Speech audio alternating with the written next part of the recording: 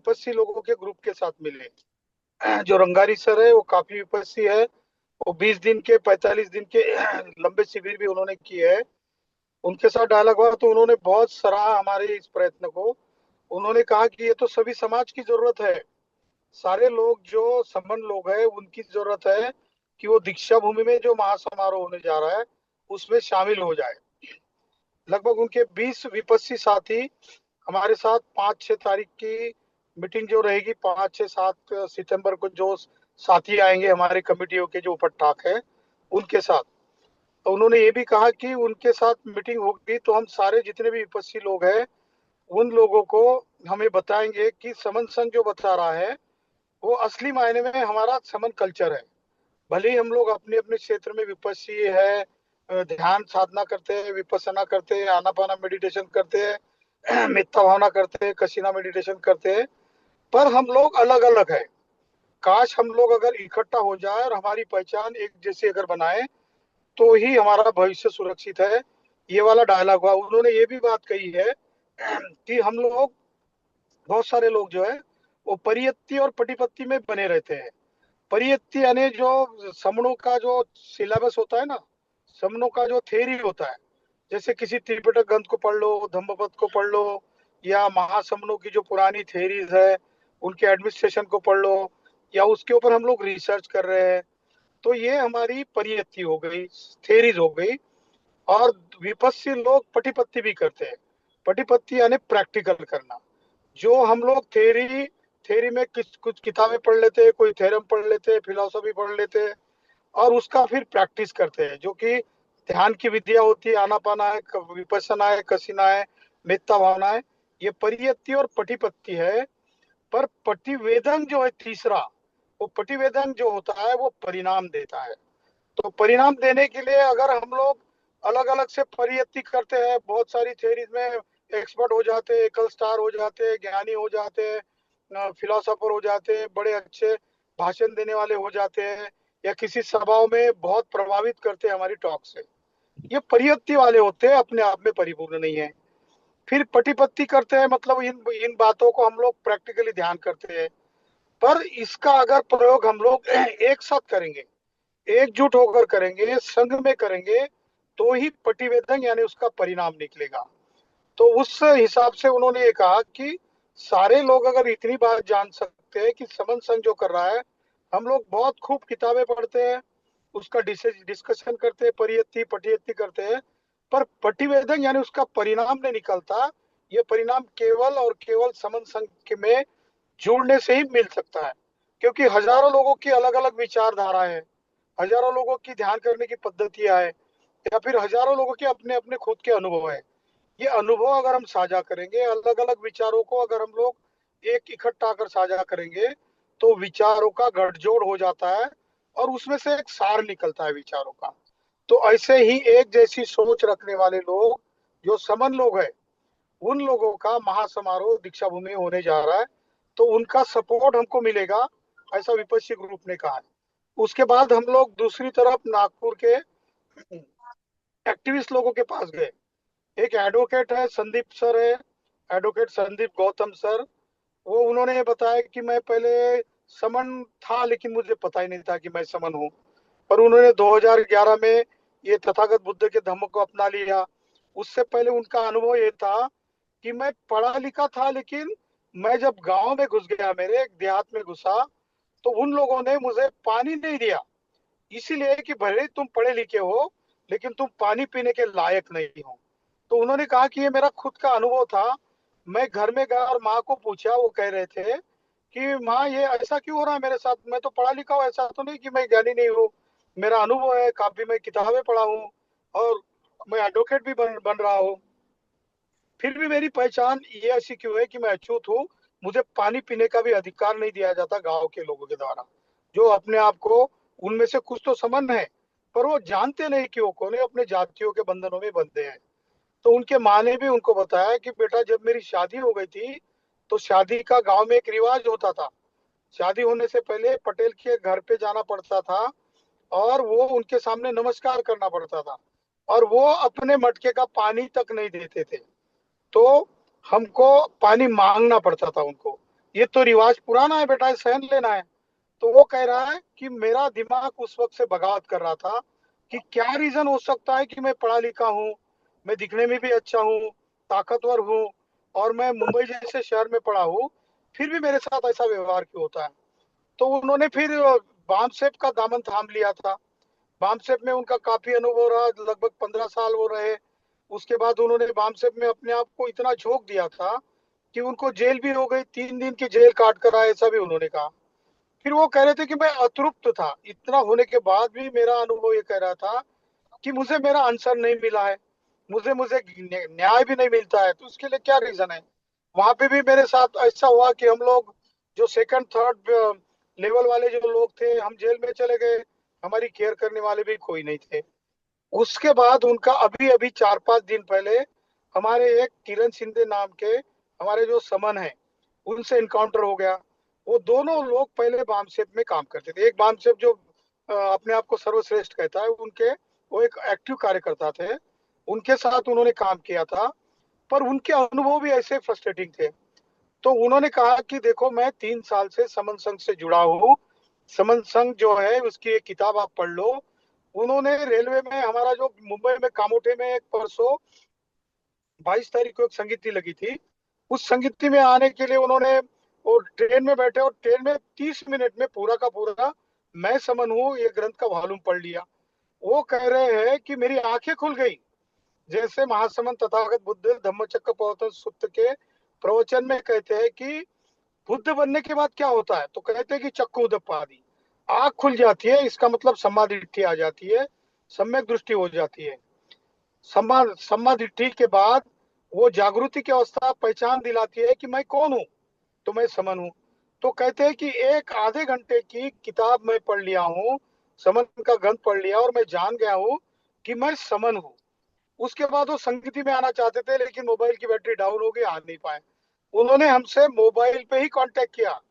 तो मैं ये बात कहना चाहता हूँ यहाँ पर कि समनों की थ्योरी जिसको भी अच्छी तरीके से समझ में आती है, उसको देर नहीं लगती समन संघ में जुड़ने से, बशर्ते कि वो अपने माइंड के जो दरवाजे वो खुले रखे।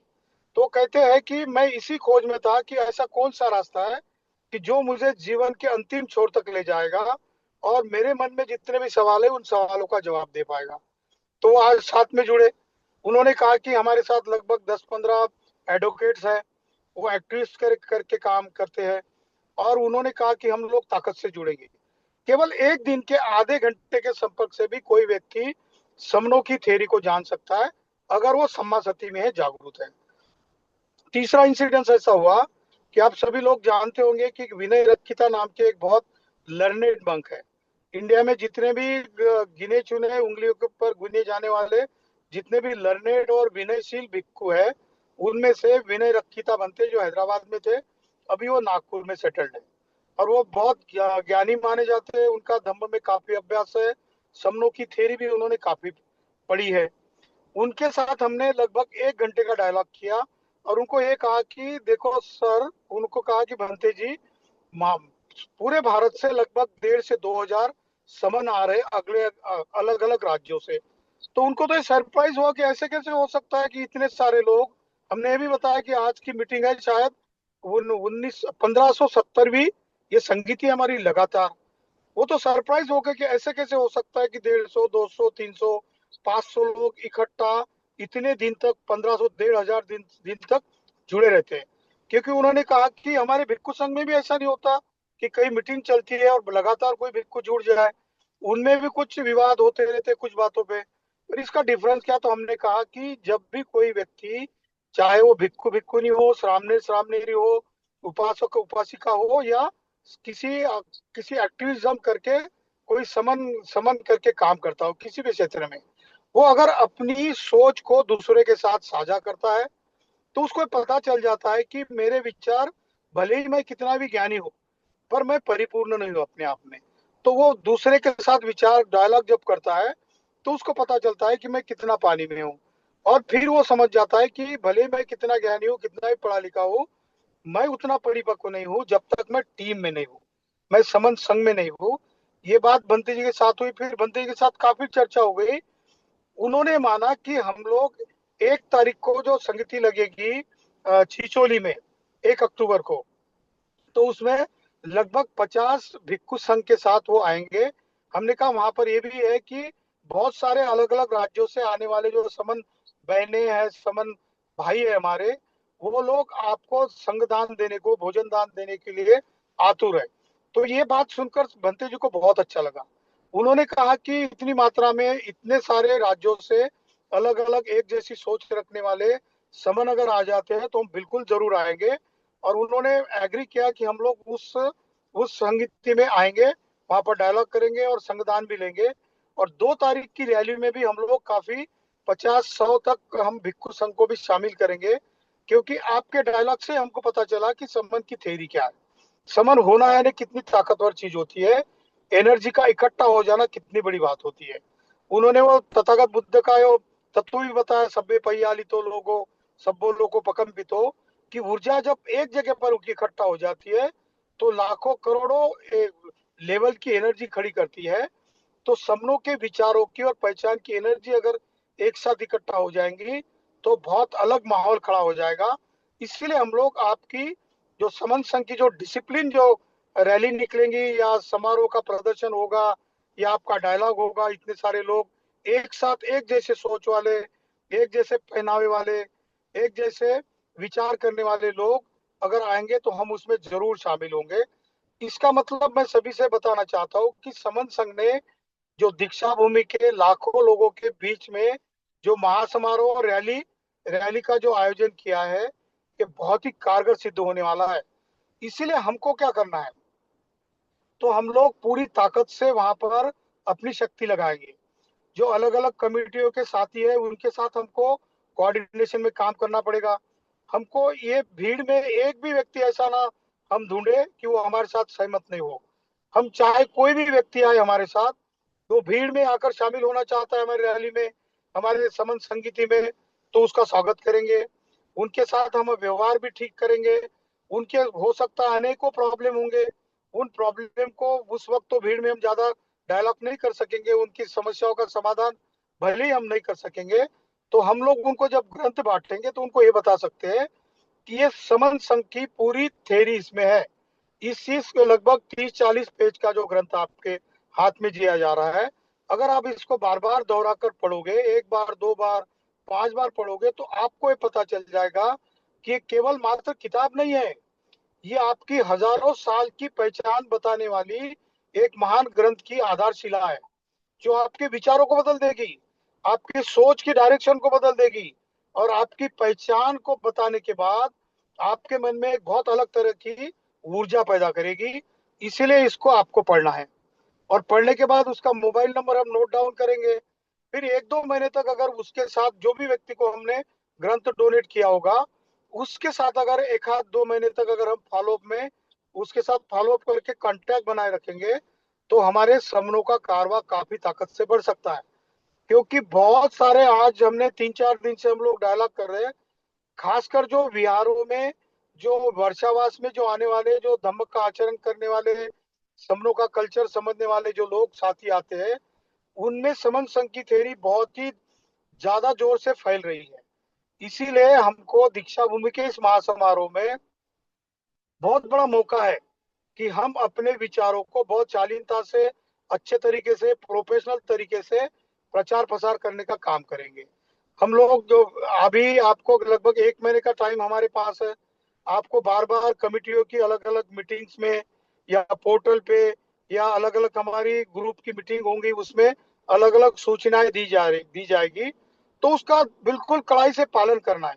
ये इसीलिए करना है कि आज तक जितने भी हमने प्रचार प्रसार के माध्यम चुने थे, अलग अलग संगीतियों के माध्यम से, अलग अलग ग्रुप से, किसी के साथ ग्रंथ ग्रंथ वितरित करने से, किसी के साथ डायलॉग करने से, किसी के साथ आर्गुमेंट करने से, या किसी के साथ विवाद करने से, बहुत मतलब अंतिम तौर तौर तक हमारी चर्चा जाती थी। इसमें कुछ निकला हो या नहीं निकला हो, बहुत सारा निकलता था।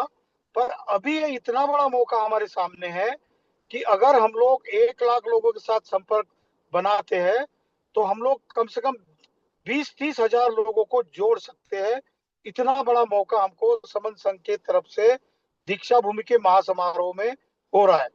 दूसरी एक बात मैं बताता हूँ, हमारे जो पुराने साथी है बबन राव चांद सर, जो आकाशवाणी में एक काफी बड़े ऑफिसर थे, उनके साथ तो डायलॉग हुआ, और उन्होंने हमारे सीनियर साथी समन संघियों से बात भी की। उन्होंने तो इतना कहा कि अगर आप लोग हमको कोई चादर उठाने का काम बताओगे या झाड़ू पोछा करने का काम करेंगे, तो भी आपकी सेवा करने के लिए हम लोग आतुर है, तैयार है। इसका मतलब है कि नागपुर में आने वाले जितने भी लोग हैं, उनका स्वागत करने के लिए नागपुर के लोग, महाराष्ट्र के लोग बहुत ही अच्छी तरीके से स्वागत करने के लिए तैयार है।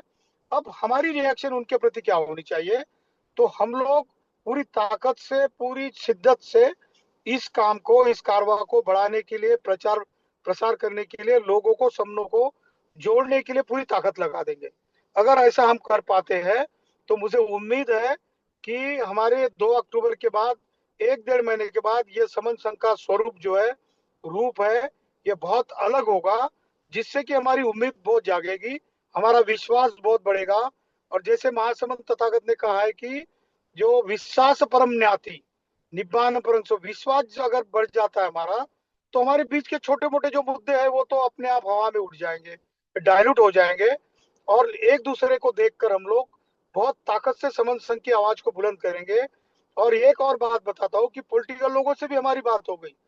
पॉलिटिकल लोगों ने तो एक दो ही सिर्फ मुद्दे उठाए कि ये संगठन का कोई नेता नहीं तो कैसे चलेगा, या फिर आप समन संघ को कोई निधि या पैसा इकट्ठा करने का कोई चांस नहीं रखते हो, तो इससे क्या होगा। तो हमने उनसे ज्यादा बहस नहीं की, क्योंकि लीडर लोगों से, पॉलिटिकल लोगों से अगर 1 to 1 बहस करोगे तो बहुत सारी एनर्जी खत्म हो जाएगी। तो हमने उनको किताब थोप दी उनके हाथ में, और कह दिया कि इसको आप पढ़ो और आप पोर्टल पे आ जाओ। पोर्टल पे बहुत अलग अलग क्षेत्र में एक्सपर्ट रहने वाले लोग आपको मिलेंगे। आप किसी भी तरह का क्वेश्चन पूछो, कोई भी पूछो, आप पॉलिटिक्स से रिलेटेड पूछो, आप वमनों से रिलेटेड पूछो, आपकी हालात के ऊपर पूछो, आपके भविष्य के ऊपर पूछो, आपके आने वाली पीढ़ियों के फिर भवितव्य के ऊपर पूछो। यहाँ पर हर चीज का सवाल का जवाब दिया जाता है, और वो भी जवाब तर्क शुद्ध दिया जाता है। ऐसा नहीं कि किसी परंपरा से चला आया हो या किसी ने माना हो इसलिए हम नहीं मानते। हमारी बात को आप तर्क के ऊपर घस कर देखो, और ये देखो कि सही में यही पक्षी को, ओपन आई को, आपके तर्क को खरा उतरता है नहीं है।